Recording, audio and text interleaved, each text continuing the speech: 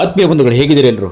ನೋಡಿ, ಇವರು ಮುಟ್ಟಿದ್ದೆಲ್ಲ ಚಿನ್ನ ಆಯಿತು. ಬಟ್ ಏನಂತಂದರೆ ಇವ್ರಿಗೆ ಭಗವಂತ ಅನ್ನೋ ಸಾಕಷ್ಟು ದುಡ್ಡು ಕೊಟ್ಟ, ಒಂದು ಸಾಕಷ್ಟು ಚಾನ್ಸ್ಗಳನ್ನ ಕೊಟ್ಟ ಬೇರೆ ಬೇರೆ ಇಂಡಸ್ಟ್ರಿಯಲ್ಲಿ ಅಂತ ಕೂಡ ನಿಮಗೆ ಹೇಳ್ಕೊಡ್ಬೋದು. ಬಟ್ ಏನಂತಂದರೆ ಒಂದು ಭಾರತೀಯ ಸಿನಿಮಾ ರಂಗದಲ್ಲಿ ನಟನೆ ಮಾತ್ರ ಅಲ್ಲ, ತಮ್ಮ ಆಕರ್ಷಕ ಉಡುಗೆ ನೃತ್ಯದ ಮೂಲಕವೂ ಬಾಕ್ಸ್ ಆಫೀಸ್ ಕೊಳ್ಳೆ ಹೊಡಿಬೋದು ಅಂತಂದರೆ ಅದು ಇವರಿಂದನೇ ಮಾತ್ರ ಸಾಧ್ಯ. ನೋಡಿ, ಎಲ್ಲ ತೋರಿಸ್ಕೊಟ್ಟಿದ್ದು ಇವರೇ, ಮೋಹಕ ನಟಿ ಅಂತ ಹೇಳ್ಬೋದು. ಸಿಲ್ಕ್ ಸ್ಮಿತಾ ಅಂತ ಇವ್ರ ಹೆಸರು. ನೋಡಿ, ಒಂದು ಕಾಲದಲ್ಲಿ ಐಟಮ್ ಡ್ಯಾನ್ಸ್ ಮೂಲಕವೇ ಬಾಕ್ಸ್ ಆಫೀಸ್ನಲ್ಲಿ ಬಿರುಗಾಳಿ ಎಬ್ಬಿಸ್ತಿದ್ರು ಇವರು. ಬಟ್ ಈ ಸುಂದರಿಯೇ ನಟಿ ಸಿಲ್ಕ್ ಸ್ಮಿತಾ ಆದರು. ಆದರೆ ಕೊನೆಗೆ ದೇವರನ್ನು ಯಾಕೆ ಶಾಪ ಕೊಟ್ಬಿಟ್ಟ ಅನ್ನೋದನ್ನ ಇನ್ನೊಂದಷ್ಟು ಮಾಹಿತಿಯನ್ನು ತಿಳ್ಕೊಳ್ಳೋಣ. ನೋಡಿ ಸ್ನೇಹಿತರೆ, ಅದಕ್ಕೆ ಮೊದಲು ನಮ್ಮ ಚಾನಲ್ ಫಸ್ಟ್ ಟೈಮ್ ನೋಡ್ತಿದ್ದೆ, ದಯವಿಟ್ಟು ಸಬ್ಸ್ಕ್ರೈಬ್ ಮಾಡಿ. ನೋಡಿ, ಫೇಸ್ಬುಕ್ ಪೇಜ್ ಕೂಡ ಫಾಲೋ ಮಾಡಿ. ನಿಮಗೇನಿಸುತ್ತೆ ಕೂಡ ಕಾಮೆಂಟ್ ಮಾಡಿ. ನೋಡಿ, ಇವ್ರು ಮುಟ್ಟಿದ್ದೆಲ್ಲ ಚಿನ್ನ. ಭಾರತೀಯ ಚಿತ್ರರಂಗದಲ್ಲಿ ಇವರು ಯಾಕೆ ಹಿಂಗಾದರು, ಏನಾಯಿತು ಇವ್ರ ಜೀವನದಲ್ಲಿ? ನೋಡಿ, ಡಿಸೆಂಬರ್ 2, 1960 ಆಂಧ್ರ ಪ್ರದೇಶದ ಎಲ್ಲೂರಿನಲ್ಲಿ ಇವರು ಬಡ ಕುಟುಂಬದಲ್ಲಿ ಜನಿಸಿರ್ತಾರೆ. ಚಿಕ್ಕಂದಿನಿಂದಲೂ ಕಷ್ಟಕರ ಜೀವನವೇ, ಇಲ್ಲ ಅಂತಲ್ಲ. ಬಟ್ ಏನಂತಂದರೆ ಕಡು ಬಡತನದಿಂದ ಸಿಲ್ಕ್ ಸ್ಮಿತಾ ಅವರಿಗೆ 14ನೇ ವಯಸ್ಸಿನಲ್ಲೇ ಮದುವೆ ಆಯ್ತಂತೆ. ಆದರೆ ಆಕೆಗೆ ಆ ಬದುಕು ಬಾಣೆಲೆಯಂತೆ ಕೂಡ ಬೆಂಕಿಗೆ ಬಿದ್ದಂತಾಯಿತು. ಒಂದೆಡೆ ಅತ್ತೆ ಮಾವನ ಕಾಟ, ಮತ್ತೊಂದೆಡೆ ಒಡೆದು ಚಿತ್ರಹಿಂಸೆ ನೀಡುತ್ತಿದ್ದ ಗಂಡನ ಜೀವನ ಅಸಹ್ಯವಾಗಿತ್ತು ಅಂತ ಕೂಡ ಹೇಳ್ಬೋದು. ನೋಡಿ, ಗಂಡ ಕೂಡ ಎಷ್ಟು ಟಾರ್ಚರ್ ಮಾಡ್ತಿದ್ದ, ಮತ್ತು ಅತ್ತೆ ಮಾವನ ಕಾಟ ಹೇಗಿತ್ತು ಸಿಲ್ಕ್ ಸ್ಮಿತಾ ಅವ್ರಿಗೆ, ಇನ್ನೊಂದಷ್ಟು ಮಾಹಿತಿಯನ್ನು ತಿಳ್ಕೊಳ್ಳೋಣ.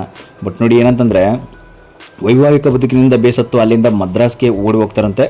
ಅಂದರೆ ಮದ್ರಾಸ್ ಅಂತಂದರೆ ನಿಮ್ಗೆ ಗೊತ್ತಿರ್ಬೋದು, ಚೆನ್ನೈ, ಈಗಿನ ಚೆನ್ನೈಗೆ ಹೋದ ಮೇಲೆ ನಂತರ ಅಲ್ಲಿ ಕೂಡ ಸಿನಿಮಾ ರಂಗಕ್ಕೆ ಬರ್ತಾರೆ. ಇವರು ಸಿನಿಮಾ ಇಂಡಸ್ಟ್ರಿಗೆ ಬರ್ತಾರೆ. ತಮ್ಮ ಒಂದು ಐಟಮ್ ಸಾಂಗ್ಸ್ಗೆ ಯಾವ ರೀತಿ ಎಂಟ್ರಿ ಕೊಡ್ತಾರೆ ಅನ್ನೋದನ್ನ ಅಲ್ಲಿಂದ ಸ್ಟಾರ್ಟ್ ಆಗುತ್ತೆ. ಈಗ ನೋಡಿ, ಸಿಲ್ಕ್ ಸ್ಮಿತಾ ತಮ್ಮ ದೂರದ ಸಂಬಂಧಿಯೊಬ್ಬರ ಬಳಿ ಆಶ್ರಯ ಪಡ್ಕೊಂಡು ಬಣ್ಣದ ಬದುಕಿನಲ್ಲೇ ತಮ್ಮ ಅದೃಷ್ಟ ಪರೀಕ್ಷಿಸಲು ಕೂಡ ಮುಂದಾಗ್ತಾರೆ. ಆರಂಭದಲ್ಲಿ ಮೇಕಪ್ ಆರ್ಟಿಸ್ಟಾಗಿ ಕೆಲಸ ಗಿಟ್ಟಿಸ್ಕೊಳ್ತಾರೆ. ಅವರಿಗೆ ಅವರ ಲುಕ್ಕು ದೃಢತೆಯಿಂದ ಒಂದು ನಟನಾ ಅವಕಾಶವೂ ಕೂಡ ದೊರಕುತ್ತೆ. ಆಕೆ 1979 ಮಲಯಾಳಂನ ಇನಾಯೆ ತೇಡಿ ಸಿನಿಮಾ ಅನ್ನೋ ಮೂಲಕ ನಟಿಯಾಗಿ ಪಾದಾರ್ಪಣೆಯನ್ನು ಮಾಡ್ತಾರೆ. ನೋಡಿ, ಯಾವುದು ಸಿನಿಮಾ ಹೆಸರು ನೋಡಿ, ಇನಾಯೆ ತೇಡಿ ಅನ್ನೋ ಒಂದು ಸಿನಿಮಾ ಮೂಲಕ ನಟಿಯಾಗಿ ಪಾದಾರ್ಪಣೆಯನ್ನು ಮಾಡ್ತಾರೆ. ನಂತರ ಇವರು ಮೊದಲಿಗೆ ನಟಿಯಾಗಿ ಸಣ್ಣ ಪುಟ್ಟ ಪಾತ್ರಗಳು ಕೂಡ ಬರುತ್ತೆ. ಆಗ ಬಂದ ಮೇಲೆ ಸಿಲ್ಕ್ ಸ್ಮಿತಾ ಖ್ಯಾತಿ ಪಡೆದದ್ದು ಆಕೆ ಒಂದು ದಿಟ್ಟ ಪಾತ್ರಗಳು ಮತ್ತು ಒಂದು ಐಟಮ್ ಸಾಂಗ್ ಮೂಲಕನೇ ಅವ್ರು ಫೇಮಸ್ ಆಗ್ತಾರೆ. ಬಟ್ ಅದೊಂದೇ ಇಂಡಸ್ಟ್ರಿ ಅಲ್ಲ, ಇನ್ನೂ ಹಲವಾರು ಇಂಡಸ್ಟ್ರಿಗೆ, ನಮ್ಮ ಕನ್ನಡ ಇಂಡಸ್ಟ್ರಿಗೆ ಹೇಗೆ ಎಂಟ್ರಿ ಕೊಡ್ತಾರೆ ನೋಡೋಣ. ನೋಡಿ, ಐಟಮ್ ಗರ್ಲ್ ಆಗಿಯೇ ತಮ್ಮನ್ನು ತಾವು ಸಾಬೀತುಪಡಿಸ್ಕೊಳ್ತಾರೆ, ಇಲ್ಲ ಅಂತಲ್ಲ. ಈಕೆಗೆ ಎಷ್ಟು ಬೇಡಿಕೆ ಇತ್ತಂದರೆ ಆ ಟೈಮಲ್ಲಿ, ಒಂದು ಕಾಲದಲ್ಲಿ ಅತಿ ಹೆಚ್ಚು ಸಂಭಾವನೆ ಪಡೆಯುವ ನಟಿಯಾಗಿದ್ದ ಈಕೆ ಕಾಲ್ ಶೀಟ್ಗಾಗಿ ನಿರ್ಮಾಪಕರು ಸಾಲುಗಟ್ಟಿ ನಿಲ್ತಿದ್ರಂತೆ ಆ ಟೈಮಲ್ಲಿ. ಯಾಕೆಂತಂದರೆ 1990 ಕಾಲದಲ್ಲಿ ಸಾಲುಗಟ್ಟಿ ನಿಲ್ತಿದ್ರು ಈಕೆಗೆ. ನೋಡಿ, ವಿತರಕರು ಸಹ ಒಂದು ಚಿತ್ರದಲ್ಲಿ ಸಿಲ್ಕ್ ಸ್ಮಿತಾ ಅವರ ಒಂದು ಐಟಮ್ ಸಾಂಗ್ ಇರಲೇಬೇಕು ಅಂತ ಕೂಡ ಬೇಡಿಕೆಯನ್ನು ಇಡ್ತಿದ್ರಂತೆ, ನಿರ್ಮಾಪಕರು, ವಿತರಕರು ಎಲ್ಲರೂ ಕೂಡ.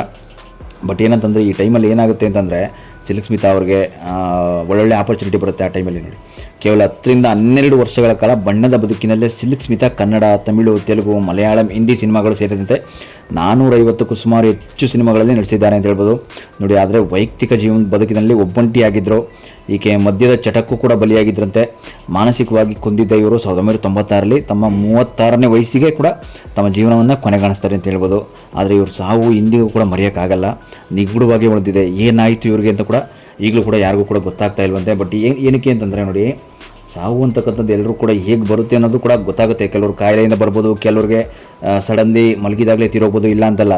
ಆದರೆ ಇವ್ರಿಗೆ ಸಾವು ಅಂತಕ್ಕಂಥದ್ದು ಹೇಗೆ ಬಂತು, ಏನು ಕಾಯಿಲೆ ಬಂದಿತ್ತು ಅಂತ ಕೂಡ ಈಗ ಕಂಡುಹಿಡಿಯೋಕ್ಕಾಗ್ತಾ ಇಲ್ಲ. ಯಾಕೆಂದರೆ ಟೈಮ್ ಅನ್ನೋದು ಎಲ್ಲರಿಗೂ ಕೂಡ ಹೇಗೆ ಬಂತು, ಏನಾಯಿತು ಅಷ್ಟು ಈಸಿ ಅಲ್ಲ, ಅಷ್ಟು ಈಸಿಯಾಗಿ ಮಾಡಿಬಿಡೋಕ್ಕಾಗಲ್ಲ. ಯಾಕೆಂದರೆ ಸಿನಿಮಾ ಇಂಡಸ್ಟ್ರಿಯಲ್ಲಿ ಮಿಂಚೋರು ಇವತ್ತು ಏನೇನಾಗ್ತಾ ಹೊರಟು. ನೋಡಿ, ಈಕೆ ಮುಟ್ಟಿದ್ದೆಲ್ಲ ಚಿನ್ನ ಸ್ಟಾರ್ ಆಗಿ ಮೆರೆಯುವ ಹೊತ್ತಿಗೆ ಒಂದು ನಿಗೂಢ ಸಾವನ್ನಪ್ಪಿದ ಮಾದಕ ಚೆಲುವೆ ಅಂತಂದರೆ ಅದು ಇವರು ಅಂತ ಹೇಳ್ಬೋದು. ನೋಡಿ, 35-36ನೇ ವಯಸ್ಸಿಗೆಲ್ಲ ತೀರೋಗ್ತಾರೆ ಅಂತಂದರೆ ಏನರ್ಥ, ಏನಾಗಿತ್ತು ಅಂತ ಕಾಯಿಲೆ ಆದರೂ.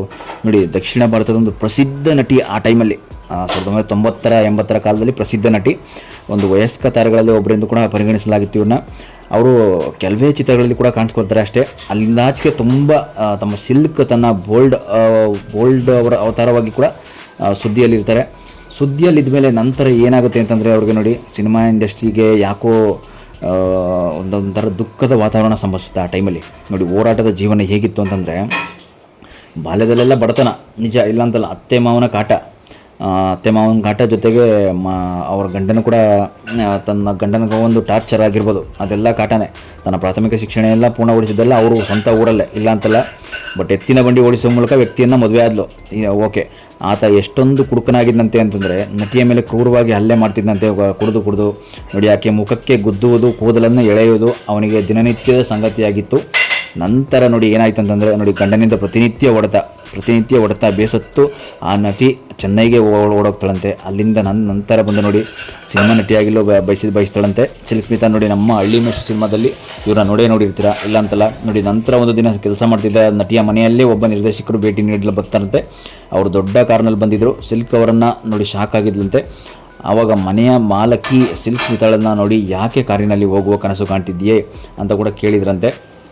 ಕೇಳಿದಾಗ ನಂತರ ಏನಾಗುತ್ತೆ ಅಂತಂದರೆ ನಟಿಯಾಗುವ ಕನಸು ಕಂಡಿದ್ದ ಸಿಲ್ಕು ಅದಕ್ಕೆ ಉತ್ತರಿಸಿದ್ದೇನೆಂತಂದರೆ, ಸಿಲ್ಕ್ ಹೌದು, ನಾನು ಖಂಡಿತವಾಗಿಯೂ ಒಂದು ದಿನ ಕಾರನ್ನು ಹತ್ತುತ್ತೇನೆ ಮತ್ತು ಆ ಕಾರು ನನ್ನದಾಗುತ್ತದೆ ಎನ್ನುವ ಒಂದು ದಿಟ್ಟ ಉತ್ತರವನ್ನು ನೀಡಿ ತನ್ನ ಮಾಲಕಿಗೆ ಶಾಕ್ ನೀಡಿದ್ರಂತೆ ಅವರು. ನಂತರ ಆಕೆ ತನ್ನ ಗುರಿಯತ್ತ ಗಮನ ಹರಿಸಿದ್ಲು ಅಂತ ಹೇಳ್ಬೋದು ಮತ್ತು ಉದ್ಯಮದ ಜನರೊಂದಿಗೆ ಸಂಪರ್ಕ ಸಾಧಿಸಲು ಪ್ರಾರಂಭಿಸ್ತಾಳಂತೆ. ಏನಂತಂದರೆ ಉದ್ಯಮದ ಜನರು ಅಂತಾರೆ ನೀವು ನೋಡಿರ್ಬೋದು, ಬಿಸ್ನೆಸ್ ಮ್ಯಾನ್ ಅಂತಂದರೆ ಬಿಸ್ನೆಸ್ ಮ್ಯಾನ್ ಜೊತೆ ಸಂಪರ್ಕವನ್ನು ಸಾಧಿಸ್ತಾಳೆ. ಹೀಗೆ ಕನಸು ನನಸಾಗುತ್ತೆ, ಇಲ್ಲ ಅಂತಲ್ಲ. 1979ರಲ್ಲಿ ತುಂಬ ಹಲವಾರು ಚಿತ್ರಗಳಲ್ಲಿ ನಟಿಸಿ ಒಂದು ಸಿಲ್ಕ್ ತಾರೆಯಾಗಿ ನೋಡಲು ಬಯಸ್ತಾರೆ. ಶಿಳ್ಳೆ ಹೊಡೆಯುವಷ್ಟು ತುಂಬ ದೊಡ್ಡದಾಗಿ ಗುರುತಿಸ್ಕೋತಾರೆ.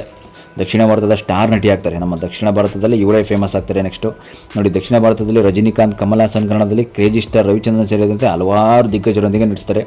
ಅತಿ ಕಡಿಮೆ ಸಮಯದಲ್ಲಿ ಸಿಲ್ಕ್ 200ಕ್ಕೂ ಅಧಿಕ ಸಿನಿಮಾಗಳಲ್ಲಿ ನಟಿಸ್ತಾರಂತೆ ಅಂತ ಕೂಡ ಹೇಳ್ಬೋದು.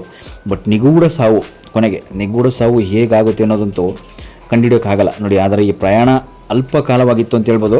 ಸೆಪ್ಟೆಂಬರ್ 23, 1996 ಸಿಲ್ಕ್ ಸ್ಮಿತಾ ಅವರು ಒಂದು ಚೆನ್ನೈ ಅಪಾರ್ಟ್ಮೆಂಟಲ್ಲಿ ಶವವಾಗಿ ಪತ್ತೆಯಾಗ್ತಾರೆ ನೋಡಿ. ಅವರ ಸಾವಿನ ಸುತ್ತಮುತ್ತಲ ನಿಗೂಢತೆಯ ಬಗ್ಗೆ ಇನ್ನೂ ಕೂಡ ಬಗೆಯಿರಲಿಲ್ವಂತೆ. ಪ್ರೇಮ, ದ್ರೋಹ, ಮದ್ಯವ್ಯಸನ, ಖಿನ್ನತೆಯಿಂದ ಅವರು ಸಾವನ್ನಪ್ಪಿದ್ದಾರೆ ಅಂತ ಕೂಡ ಹೇಳಲಾಗುತ್ತೆ. ಆದರೆ ನೋಡಿ, ಚೆನ್ನೈನಲ್ಲಿ ಅಪಾರ್ಟ್ಮೆಂಟಲ್ಲಿ ಶವವಾಗಿ ಪತ್ತೆಯಾಗ್ತಾರೆ ಅಂದರೆ ಅರ್ಥ ಮಾಡ್ಕೊಳ್ಳಿ, ಅವರನ್ನು ಯಾರು ಸಾಯಿಸಿದ್ದು, ಯಾರು ಹೇಗೆಲ್ಲ ಯೂಸ್ ಮಾಡಿಕೊಂಡ್ರು ನಿರ್ದೇಶಕರು, ನಟರು. ಬಟ್ ಯೂಸ್ ಮಾಡಿಕೊಂಡು ಕೊನೆಗೆ ಹೇಗೆಲ್ಲ ಬಿಸಾಕಿಬಿಟ್ರು ಅನ್ನೋದನ್ನ ಇಂಚಿಂಚು ಬಿಚ್ಚಿಟ್ಟೆ ನೋಡಿ. ಈಗ ಏನಾಯಿತು ಅವ್ರಿಗೆ ನಿಗೂಢ ಸಾವು ನೋಡಿ. ನಿಗೂಢ ಸಾವು ಅಂದರೆ ಸಾವು ಹೇಗೆ ಬರುತ್ತೆ ಅಂತಲೇ ಕೂಡ ಗೊತ್ತಾಗಲಿಲ್ಲ ಅವ್ರಿಗೆ. ಹಂಗೆ ಗೊತ್ತಾದ ಮೇಲೆ ಏನು ಮಾಡಬೇಕು ಅಂತ ಕೂಡ ಗೊತ್ತಾಗಲಿಲ್ಲ. ಕೊನೆಗೆ ಕೂಡ ಯಾವ ಪೊಲೀಸ್ ಕಂಪ್ಲೇಂಟ್ ಆಗಲಿ ಇನ್ನೊಂದಾಗಲಿ ಏನೂ ಕೂಡ ಮಾಡ್ಕೊಳ್ಳೋಕ್ಕಾಗಲಿಲ್ಲ. ಯಾಕೆ ಅಂತಂದರೆ ಕಂಡುಹಿಡಿಯೋಕ್ಕಾಗದೇ ಇರುವಷ್ಟು ಅವ್ರ ಸಾವು ಅಪಾರ್ಟ್ಮೆಂಟಲ್ಲಿ ಶವವಾಗಿ ಪತ್ತೆಯಾಗಿತ್ತು. ಮೊದಲೇ ಅವ್ರ ಶವ ವಾಸನೆ ಬಂದು ಕೊಳ್ತು ನಾರ್ತಾ ಇತ್ತು. ಆ ಥರ ಇತ್ತು ಅವರು ಸತ್ತಿರೋ ಒಂದು ದೇಹ ಆ ಟೈಮಲ್ಲಿ ನೋಡಿ. ಎಲ್ಲೋ ಒಂದು ಕಡೆ ಶೂಟಿಂಗಲ್ಲಿ ಯಾವ್ಯಾವ ಥರ ಎಲ್ಲ ಇದ್ದವರು. ಬಟ್ ಇವತ್ತು ಅವ್ರ ಸ್ಥಿತಿ ಏನಾಗಿದೆ ಅಂತ, ಅವ್ರ ಸ್ಥಿತಿ ಇವತ್ತು ಯಾವುದಕ್ಕೂ ಬೇಡ ನೋಡಿ. ಎಷ್ಟೋ ಜನ ಇವತ್ತು ನಾನು ಅಂತ ಎಷ್ಟೆಷ್ಟೋ ಏನೇನೋ ಮೆರಿತಾ ಇರ್ತಾರೆ. ಬಟ್ ಮೆರೆದ ಮೇಲೆ ನಂತರ ದುಡ್ಡು ಕಾಸೆಲ್ಲ ಹಣವನ್ನೆಲ್ಲ ಮಾಡ್ತಾರೆ. ಹಣವನ್ನೆಲ್ಲ ಮಾಡಿದ್ಮೇಲೆ ಅದೇ ದುಡ್ಡಲ್ಲಿ ಎಷ್ಟೆಷ್ಟೋ ಪಾತ್ರಗಳನ್ನಾಗಲಿ ಎಷ್ಟೆಷ್ಟೋ ಖರ್ಚುಗಳನ್ನೆಲ್ಲ ಮಾಡಿಕೊಂಡು ಎಷ್ಟೆಷ್ಟೋ ಮೆರ್ಕೊಂಡಿರ್ತಾರಲ್ಲ ಅವರೆಲ್ಲ ಪರಿಸ್ಥಿತಿನೂ ಕೂಡ ಮುಂದೆ ಇದೇ ಗೋಳಾಗೋದು.